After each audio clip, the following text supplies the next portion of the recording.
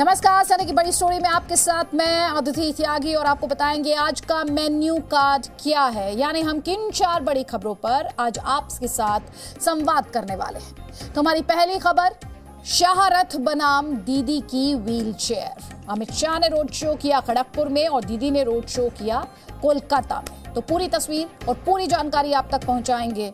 Emotional card versus MP card. BJP की रणनीति के तहत बीजेपी ने अपनी रणनीति के तहत 4 सांसदों को मैदान में उतारा है, उन्हें टिकट दिए हैं। स्ट्रैटेजी पर बात करेंगे।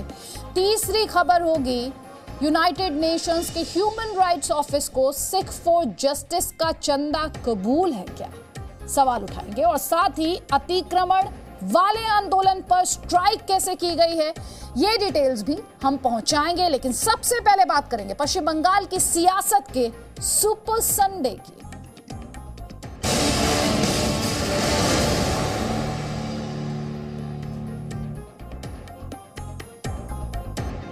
तो संडे की पहली बड़ी स्टोरी में आपको लेकर चलेंगे पश्चिम बंगाल, जहां आज की सियासी लड़ाई सुपरहिट रही। एक तरफ मुख्यमंत्री ममता बनर्जी पहली बार व्हील चेयर से चुनाव प्रचार करने के लिए निकली, तो दूसरी तरफ बीजेपी के रथ पर सवार होकर गृह मंत्री अमित शाह ने खड़गपुर में उपस्थिति दर्ज कराई। दोनों ने ही एक दूसरे के खिलाफ आरोपों के कई तीर चलाए, एक दूसरे को जमकर घेरने की कोशिश की। लेकिन यहां खबर ये नहीं, खबर ये है कि क्या ममता बनर्जी बीजेपी के हरदाव को देखने और समझने के बाद अपनी सियासी चाल चल रही हैं? इसी सवाल का जवाब हमारी इस रिपोर्ट में है।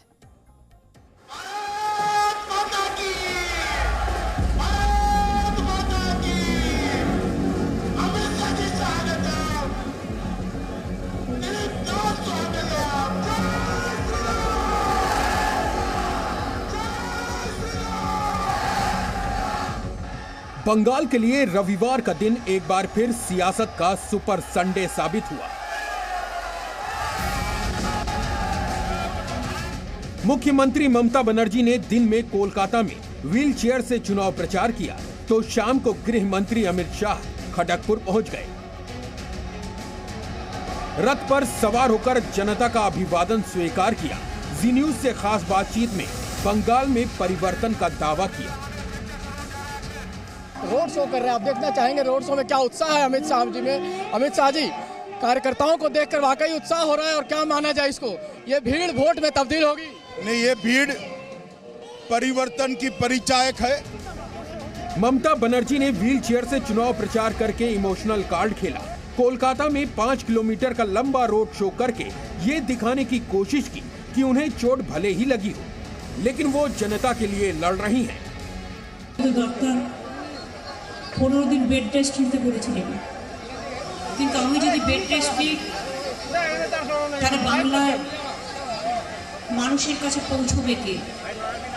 আর তাহলে তো যারা পরিকল্পনা করে, যারা চক্রান্ত করে, তারা সাকসেসফুল হয়ে যাবে। গণতন্ত্র যদি পদদলিত হয় সেই যন্ত্রণায়।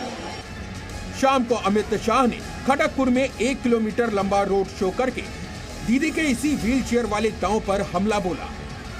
कहा कि बंगाल की जनता को कोई गुमराह नहीं कर सकता।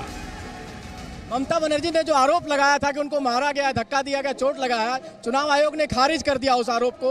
अमित शाह जी, क्या इस चुनाव में झूठ भी बोला जा रहा है, इमोशनल वोट पाने का कोशिश किया जा रहा है? देखिए, मैं सब बातों में पढ़ना नहीं चाहता। बंगाल की जनता को कोई गुमराह नहीं कर सकता। बंगाल की जनता बैलेट पेपर के अंदर, बैलेट मशीन के अंदर ये निर्णय करेगी। ममता बनर्जी ने बीजेपी पर वार करते हुए कहा कि अब वो टूटे पांव से बंगाल में घूमेंगी। बीजेपी को एक बार फिर खेला होबे की चुनौती दी।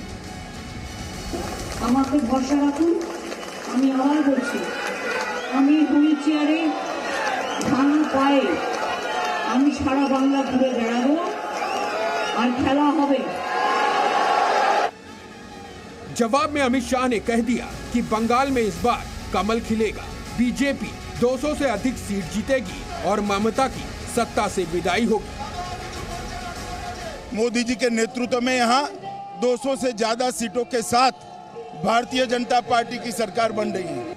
यहाँ आपको जानकारी होनी चाहिए कि रविवार को ममता बनर्जी का कोई भी चुनावी कार्यक्रम पहले से तय नहीं था, लेकिन वो कोलकाता में भतीजे अभिषेक बनर्जी के रोड शो में शामिल हुए। समय भी देख कर चुना। मतलब अमित शाह बंगाल से ठीक पहले असम में थे। असम में अमित शाह तिनसुकिया में जब रैली करने पहुंचे तो ठीक उसी समय ममता बनर्जी व्हील चेयर पर नजर आई। इसके बाद हर न्यूज चैनल पर ममता छाई रही। आपको याद होगा पिछले हफ्ते रविवार को भी यही हुआ था। तब कोलकाता के ब्रिगेड परेड ग्राउंड में प्रधानमंत्री नरेंद्र मोदी रैली करने पहुंचे थे। ठीक उसी समय ममता ने सिलीगुड़ी में महंगाई के खिलाफ पदयात्रा निकाली थी। इधर प्रधानमंत्री मोदी ममता पर हमला कर रहे थे, उधर ममता बनर्जी चुन चुन कर मोदी पर पलटवार कर रही थी। ये लोग कह रहे हैं इस बार खेला होवे। वाकई ये लोग तो अनुभवी खिलाड़ी है, ये खूब खेलना जानते हैं। এসে শুধু বলেন বাংলায় পরিবর্তন হোগা। আরে বাংলায় পরিবর্তন হবে না, বাংলায় তৃণমূল कांग्रेस থাকবে, পরিবর্তন দিল্লি में होगा, आपका जाना पड़ेगा। आप ममता बनर्जी की रणनीति को समझिए।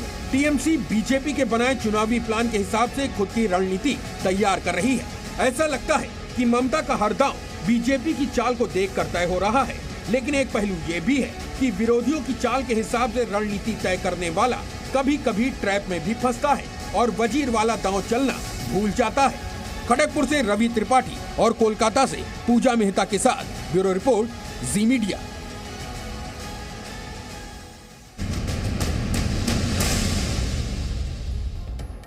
हमारी संडे की दूसरी बड़ी स्टोरी भी बंगाल से है। बंगाल में दीदी के इमोशनल कार्ड पर आज बीजेपी ने चला एमपी का।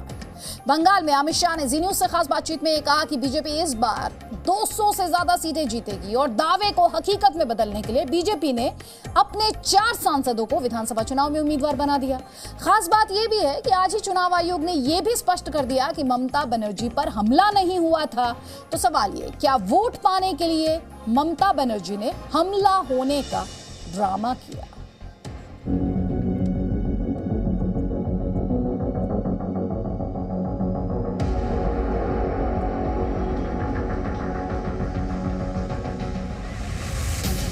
चुनाव प्रचार से 4 दिनों तक दूर रहने के बाद ममता बनर्जी टूटे हुए पैर के साथ व्हील चेयर पर अपने कार्यकर्ताओं के सामने आई। जिस पैर में ममता दीदी को चोट लगी थी, उस पैर को व्हील चेयर पर एक स्टैंड के सहारे सीधा रखा गया था।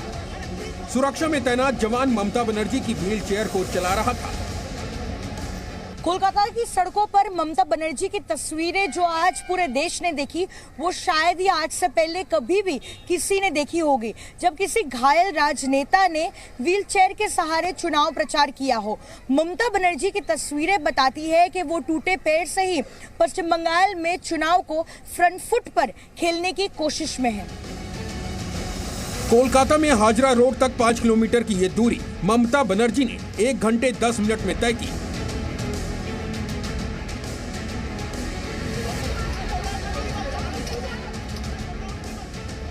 हाजरा में जिस जगह रोड शो खत्म होना था, वहां एक मंच तैयार किया गया था। ममता बनर्जी को मंच पर लाने के लिए स्पेशल रैंप तैयार किया गया था।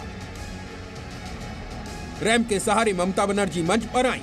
इसके बाद उन्होंने माइक थामा और सबसे पहले अपने पैर की चोट का जिक्र किया और इसके बाद खुद को बंगाल की घायल बाघिन बताकर बीजेपी पर अटैक किया।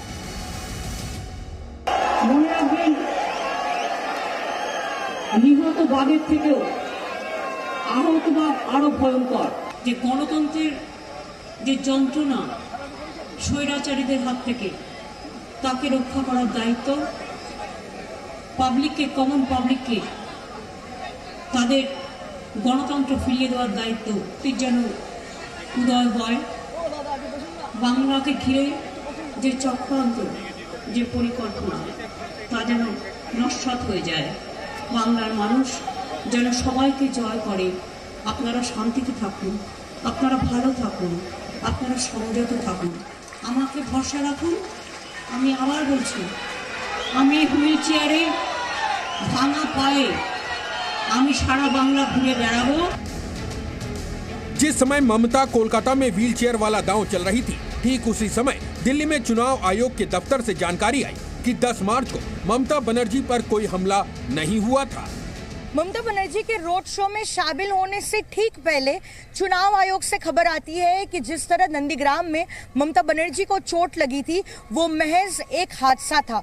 चुनाव आयोग ने 10 मार्च को नंदीग्राम में जिस तरह ममता बनर्जी को चोट लगी थी उसमें एक एक्सीडेंट या फिर हमले की जो आशंका है पूरी तरीके से खारिज कर दिया।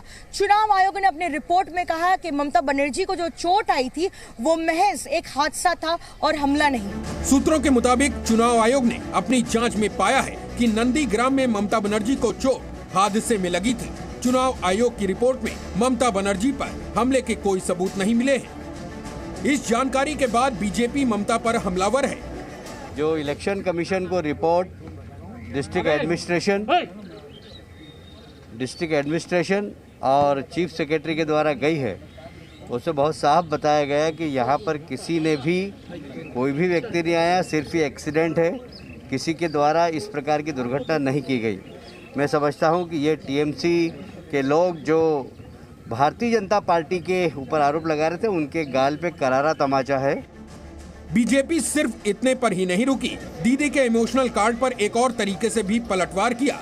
बंगाल चुनाव के लिए अब तक का सबसे बड़ा दांव चला।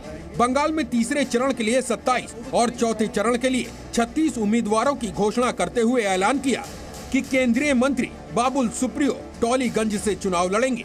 सांसद लॉकेट चटर्जी चुनचुड़ा से विधानसभा का चुनाव लड़ेंगी। सांसद स्वप्न दासगुप्ता तारकेश्वर से चुनाव मैदान में होंगे और सांसद निशित प्रमाणी दिनहाटा से विधानसभा के चुनाव में उतरेंगे। I am very honored, I am very humbled by the fact that the central and the state leadership of the BJP has entrusted me with a responsibility to fight.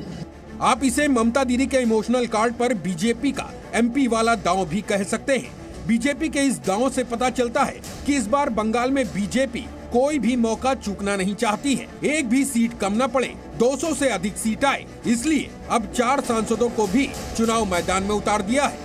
Kolkata से पूजा मेहता के साथ ब्यूरो रिपोर्ट, जी media. आपके लिए यहाँ पर ममता बनर्जी की राजनीति को समझना बहुत ज्यादा जरूरी है। ये बात तो साफ है कि बंगाल में टीएमसी और बीजेपी के बीच टक्कर है और बीजेपी को टक्कर देने के लिए ममता बनर्जी नए नए दाव चल रहे हैं, जैसे कि स्कूटी पर चुनाव प्रचार करना हो, जिसका मतलब हुआ महंगाई के बहाने चुनावी चाल, चोट को हमला बताना हो। अब इसका मतलब समझिए, इसका मतलब है सहानुभूति पाने वाला दाव या सहानुभूति कार्ड।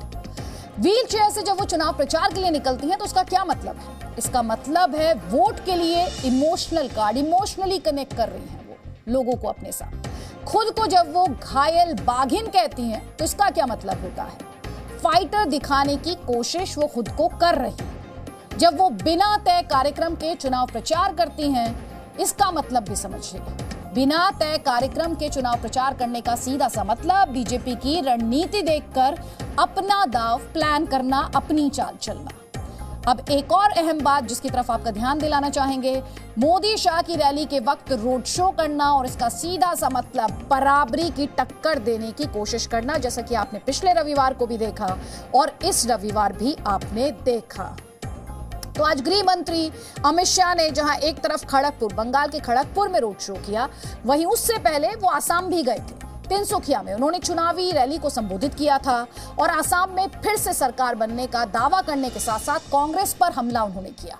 उन्होंने ये कहा कि देश में कथित आंदोलनकारी कांग्रेस को जिताने के लिए वोट कटुआ बनकर निकलते हैं और आसाम की जनता ने उन्हें पहचान लिया है और आगे भी पहचानेगी। आंदोलन करने वाले आज कांग्रेस को जिताने के लिए वोट कटुआ बनकर निकले हैं।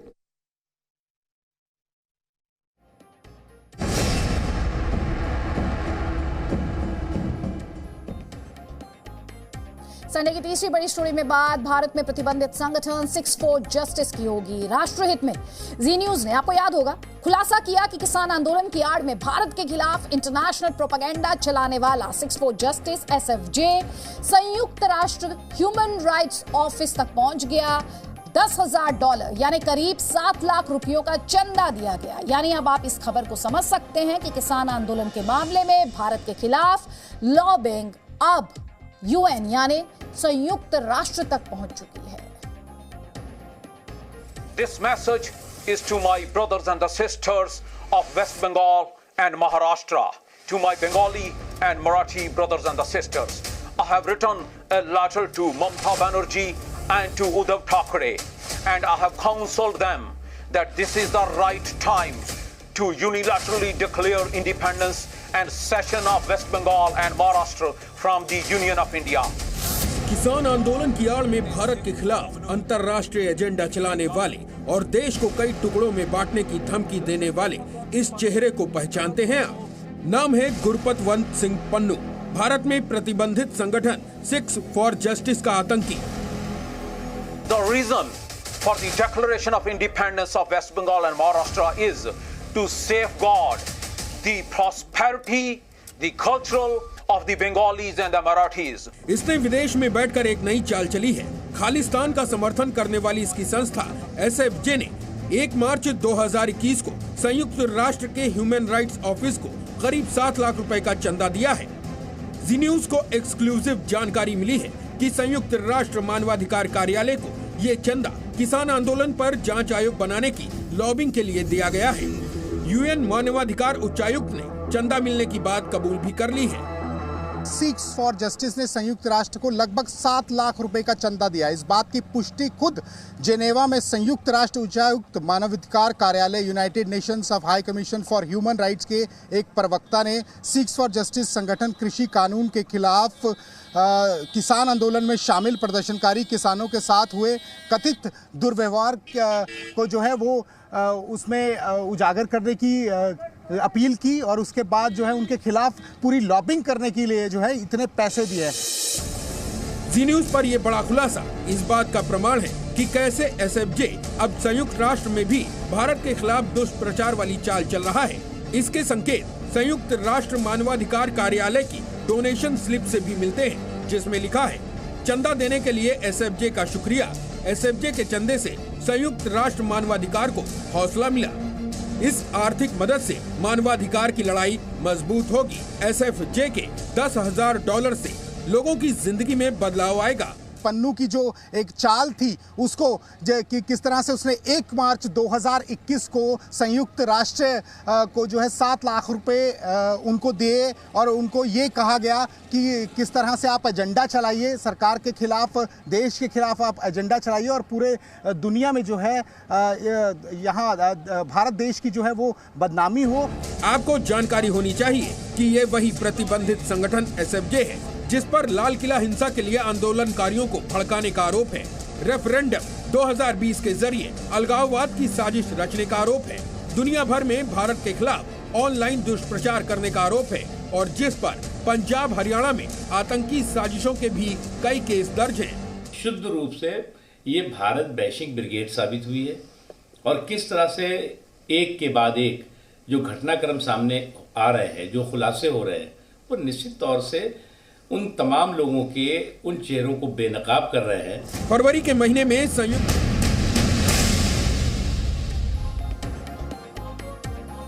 महीसाने की चौथी बड़ी स्टोरी जी न्यूज की खबर के असर से जुड़ी है। शनिवार को जी न्यूज ने प्राइम टाइम में तस्वीरें और वीडियो दिखाते हुए खुलासा किया था कि आंदोलनकारी किसानों ने दिल्ली के सिंघू बॉर्डर और टीकरी बॉर्डर पर पक्के मकान बना लिए। जी न्यूज पर खबर दिखाए जाने का बड़ा असर हुआ। हरियाणा पुलिस ने न सिर्फ अवैध निर्माण को रोका बल्कि इस मामले में 2 FIR भी दर्ज की है।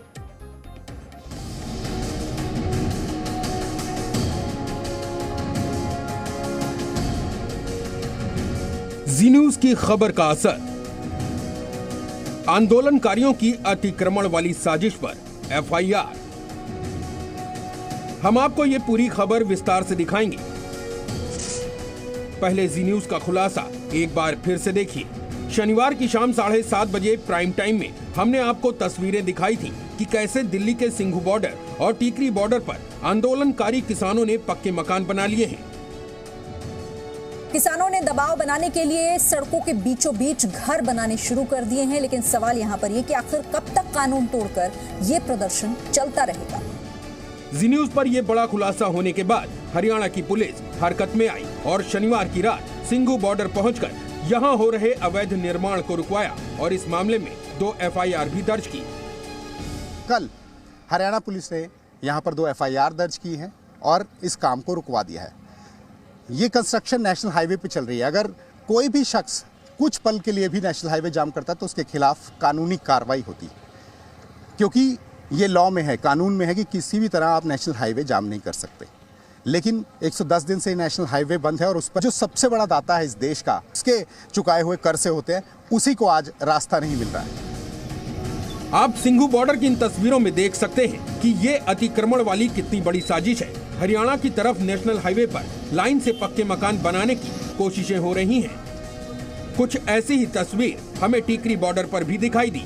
यहाँ सड़क किनारे 15 से 20 मकान बनाने के लिए दीवारें खड़ी की जा चुकी हैं और आगे चलकर यहाँ लगे टेंट को भी पक्के घर की शक्ल देने की तैयारी है। ये हमारे गांव की मिट्टी है और इसको हम खुद बनाते हैं। ये हमारे ट्रैक्टर ट्रैली खड़े हैं, इनके जरिए भर के आती है। ये हमारी फंडिंग का राज है। ऐसे कितने कमरे बनाए जा रहे हैं सर यहाँ पर? करीबन 15 से 20 की तो अभी चनाई चली हुई है और आने वाले 10-15 दिन के अंदर अंदर जो ये आपको टेंट दिखाई दे रहे हैं, इस टेंटों के जगह पे आपको पक्के मकान दिखाई देंगे। इस मामले में national highway authority of India और नगर पालिका के अधिकारियों ने शिकायत की थी, जिसके बाद हरियाणा की पुलिस ने सिंघू बॉर्डर पहुंचकर निर्माण कार्य को रुकवा दिया। लेकिन बंगाल में बीजेपी के खिलाफ प्रचार करने गए राकेश टिकैत ने सरकार को खुली चुनौती दी। पक्के घर बनाएंगे भाई, पक्के मकान बनेंगे, 2-2 मंजिल के, एसी भी लगेगा, जनरेटर लगेगा, बिजली के कनेक्शन लेंगे और पक्के जाएंगे। घर वापसी नहीं जाएंगे जब तक बिल वापसी नहीं हो एमएसपी पे। जब तक बंगाल के किसान को एमएसपी पे रेट नहीं मिलेगा, दिल्ली का किसान हटेगा नहीं। आपसे भी जिम्मेदारी है, जब इलेक्शन हो जाए तो आंदोलन की शुरुआत कर देना। हरियाणा पुलिस की कार्रवाई के बाद किसान मजदूर संघर्ष कमेटी के श्रवण सिंह पंधेर ने लोकतंत्र की दुहाई देते हुए बेतुकी दलील दी।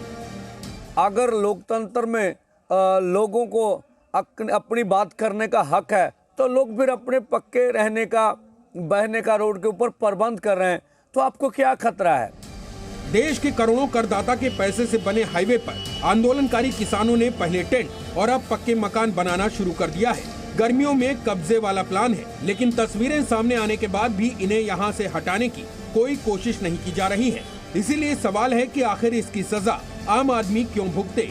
इस समस्या के कारण होने वाले ट्रैफिक जाम को देश का करदाता क्यों झेले? दिल्ली के सिंघू बॉर्डर से अमित भारद्वाज की रिपोर्ट। सनी की बड़ी स्टोरी में फिलहाल इतना ही। Presenting B News app available on Google Play and App Store. Download it now.